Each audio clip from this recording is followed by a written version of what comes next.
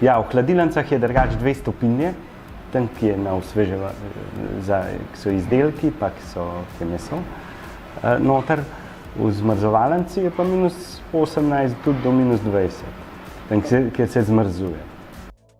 Ja, jaz mislim, da je bolj šok za telo, če gremo v tisto res mrzlo zmrzovalnico, ki je minus 20 noter, tisti je kar šok za telo.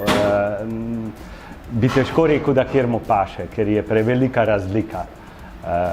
V hladilnici, tam je pa 2 stopinje, tam pa recimo, da se da osvežiti. No.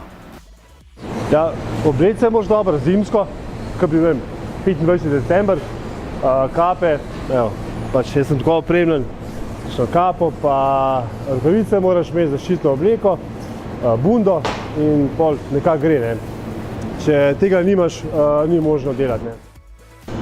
Naporno je na 6 stopinjah delati, ni v redu, ne. Kot bi skozi v hladilniku, ne. In ni fajn za zdravje, ne. Dolgoročno sigurno ostajajo posledice, ne.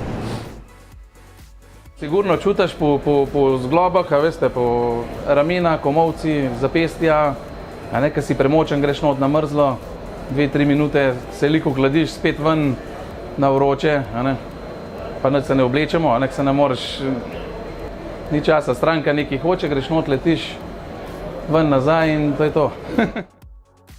V hladilnici je pa od minus 21 do minus 24. Drugače pa nekako poteka to, da ko spraznem pač dostavim kamion in potem je treba pač vsak dan ga naložiti nazaj, ne. Tako da nekje bi rekel od 15 do 20 minut na dan v hladilnici, drugo pa pač v kamionu, ne.